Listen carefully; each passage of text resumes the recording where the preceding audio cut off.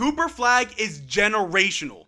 The Dallas Mavericks, who are on the second half of a back-to-back, played the Los Angeles Clippers tonight without Kyrie Irving, without Anthony Davis, without Daniel Gafford, no Derrick Lively, no PJ Washington, and was up against a Los Angeles Clippers team with both Kawhi Leonard and James Harden playing. And the game plan for tonight?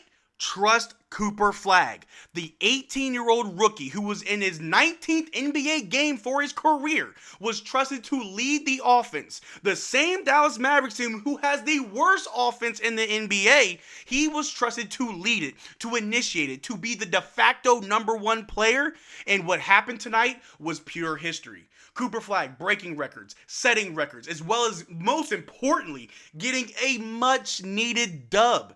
The Dallas Mavericks have defeated the Los Angeles Clippers 114-110. And again, just like every other game lately, it did come down to the clutch. But Cooper Flagg, our rookie, stood up when the lights were their brightest, and he shone the brightest. He showed that he does have what it takes to be the number one option on a basketball team. He showed that no matter if he is the youngest player in the NBA, no matter if he's on one of the worst teams right now in the NBA, Cooper Flagg shows that he is a winner through and through. And so in this video, we're going to break down tonight's game, see what looked good, see what looked bad, how can we continue this, and of course, who stood on business. But how's it going, everybody? My name is Marcel Martin. This is Mavs Digest, bringing you the latest news on everything Mavericks related. And before we get started with today's video, we are currently sitting at 23,283 subscribers, getting very, very close to that goal of 25K. So if you want to be up to date on everything Mavericks related, make sure you subscribe. But this game, before it even started, to me, was a wash. I was actually worried that this game would look way worse than the Lakers game from yesterday. The Dallas Mavericks going into this game did not have, of course, Kyrie Irving, as he still hasn't returned. Anthony Davis, being back from injury, is not playing back-to-backs, so there was no AD. No Derrick Lively, as he still has that foot issue, and then Daniel Gafford as well, not playing in back-to-backs. And then, during the layup line, literally a few minutes before tip-off, PJ Washington goes down with a sprained ankle during a layup line. Literally going up for a layup, coming down on a ball, turning his ankle, and he left. Wasn't even on the bench. The Dallas Mavericks and their injury curse continues, and when we saw that, all hope was lost. There was nothing that we can do. There's no one out there. We just played the Clippers earlier this season, and we lost. Now, without PJ at least having another scoring option, the Dallas Mavericks, the game looked bleak. It did not look like we could assemble anything. But then the craziest thing happened.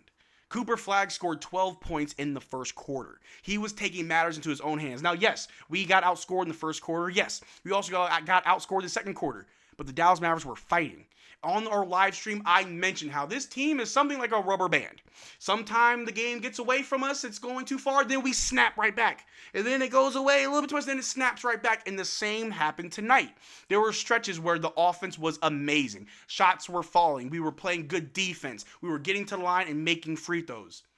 The opposite was also true. There was stretches where we couldn't score. The other team was going on a run. They're shooting lights out threes. They're getting to the line for any little thing. If you breathe the wrong way on James Harden, he's getting free throws. And that happened the entirety of the game. But that was not enough to stop the Dallas Mavericks. Tonight, the Dallas Mavericks showed that they have a lot more to prove than what they've shown us so far. That there's a whole nother level that they can attain as long as they play the right way, they trust each other, and they continue to fight.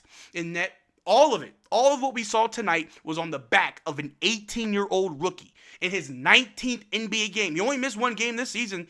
In his 19th NBA game, Cooper Flagg comes out, and he is shooting it lights out. The mid-range is money for him. Free throws, knock him down too easy. Only missed about 2 or 3 of those. The three still isn't there, but that's fine. He wasn't being passive. He was being so aggressive all game long. This is exactly what Mavericks fans were asking for. And the best part of all of this, we got the dub. But let's take a look at the box score really quick from tonight's game.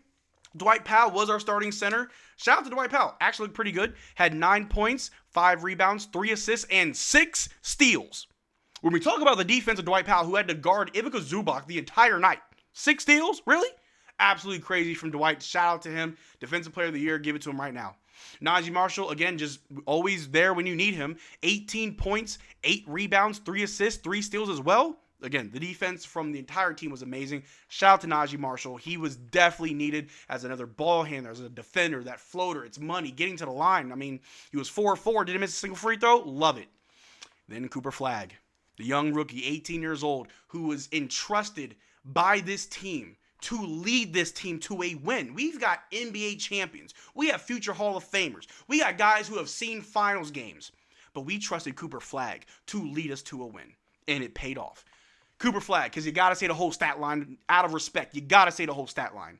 Cooper Flagg played 38 minutes, had 35 points, 13 of 22, 0 of 3 from 3, 9 of 11 from the free throw line, had 8 rebounds, 2 assists, 3 turnovers, 1 offensive rebound, and 7 defensive rebounds, only 3 personal fouls. Cooper Flagg was everywhere.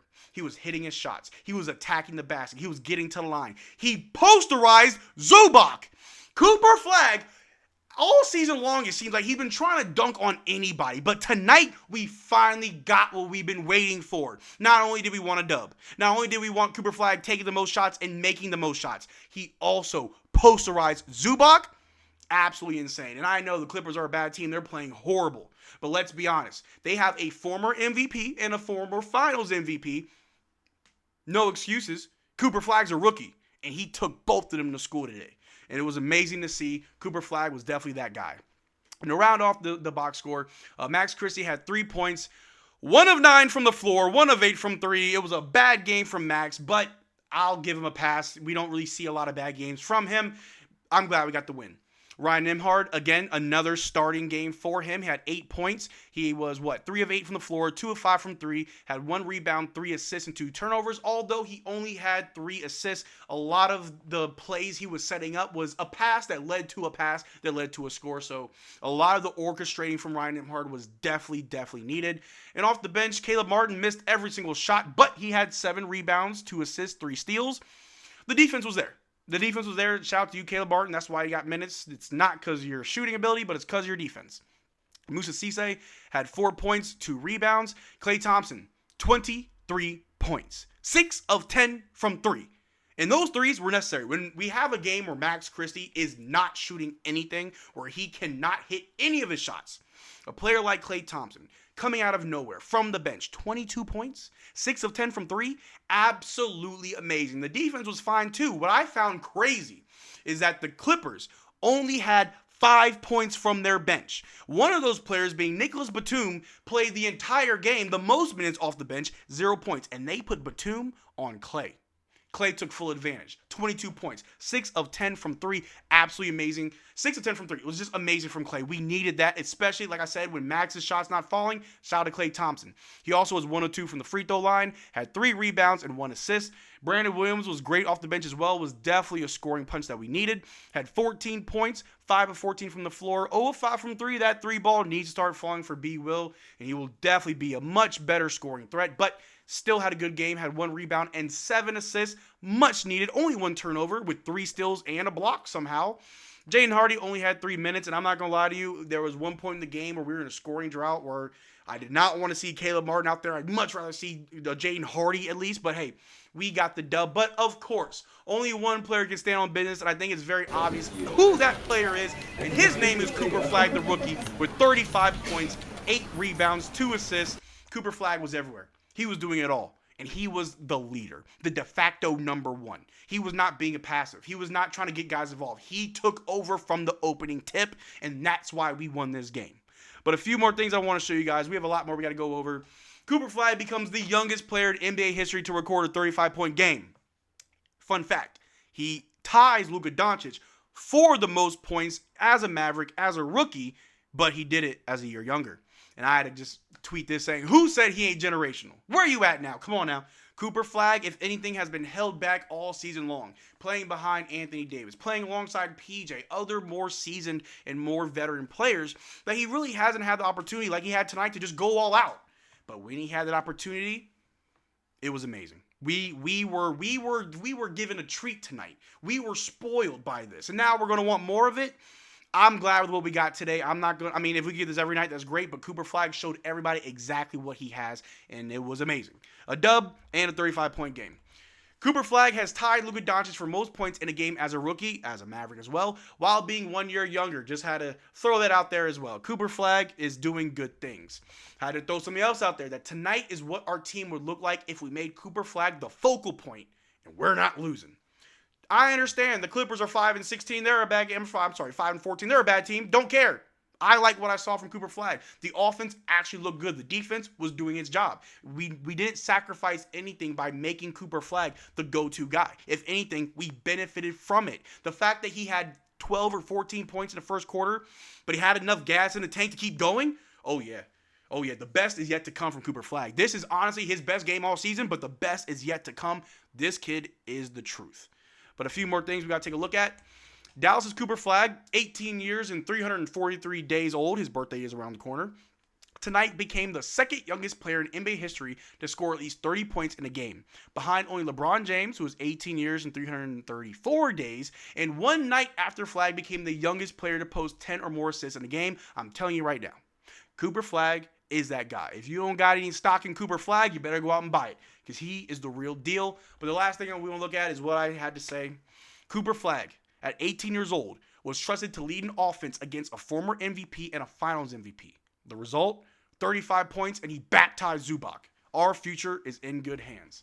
Tonight was a really big win. It meant a lot for the Dallas Mavericks. It meant a lot to the fans, and although we did lose to the Lakers, which you could argue that game kind of meant more than this game because we want to beat the Lakers to kind of give us a morale boost, but as the Clippers continue to be bad, we do know that their first-round pick is probably going to go to Oklahoma next year. It'll probably be a really good lottery pick, so that sucks.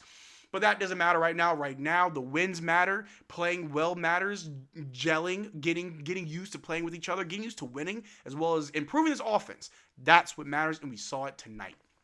Let me know what you think in the comment section down below. Do you think the Cooper Flagg stood on business? I know Klay Thompson definitely did too. I don't want to disrespect Klay, give him his props. Klay also stood on business. But let me know who you think stood on business in the comment section down below. We'd have a conversation about it. But that's all I got for guys today. Thank you. Make sure to the video. Make sure to check out our Twitter and Discord. Links in the description below. And as always, y'all, take care. Drink water. Peace.